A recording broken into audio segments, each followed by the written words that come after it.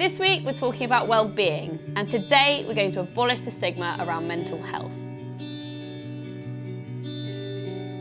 Just as everyone has physical health, everyone has mental health, and everyone has their own experience. Throughout senior school, I always considered my anxiety as the biggest barrier between myself and success. Deep down, I knew I could achieve good GCSEs, but my fear of failure was so strong that I would rather miss an exam than receive a grade that I thought didn't reflect my abilities. There is an expectation for you to skyrocket at a very young age, and suddenly I was hit with this wave of symptoms that completely incapacitated me for a whole year. A year in which I was going to be studying here at Surrey. It was really rough to acknowledge that I had to take a break and look after myself, and that I couldn't pursue everything that I wanted to pursue in life at that time. Over the course of that year, I also began to delve into my gender identity and discover myself as a person. The intersection of those two things made it much harder. Personally, my mental health and my physical health are very closely related. I'm currently carrying an injury, and this means that I'm not playing my sport, but I also miss out on the social aspect of my sport, and it means that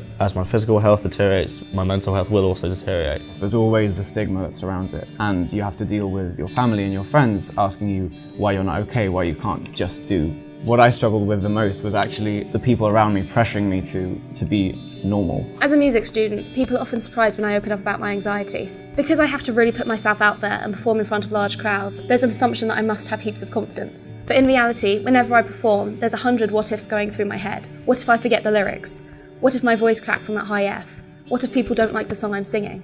Discovering who you are alongside discovering that who you are is complicated and a problem in a lot of ways. Not just from my mental health problems, but how they tied in to being a trans woman. That experience has made me who I am, and becoming this person is what has allowed me to grow and come to uni. You can deal with it, and it's something that you can manage, and it's something that puts obstacles in the way, but you can overcome them. The majority of my what-ifs are irrational. So what if my voice breaks on that high F? There's 100 other notes that I sung well. At this point, I've acknowledged that my love and passion for music is so much greater than my levels of anxiety. We all get affected by stress, and we all get affected by mental health, but it's really important to find your own way of dealing with it. For me, it's always been sport. Although I can't play my sport at the moment, I found new ways to engage in all sorts of activity at university. Everyone's different, but we all have mental health, and it's really important to find your own way to deal with it. I am more powerful than my mental health. I am more powerful than my dysphoria, and I am more powerful than my environment. I am capable of overcoming these obstacles and going where I want to go. Just because a person suffers from a mental health condition does not mean they can't succeed. It doesn't mean they can't get involved in societies at uni. It doesn't mean they can't work hard at their degree, and they can still be successful.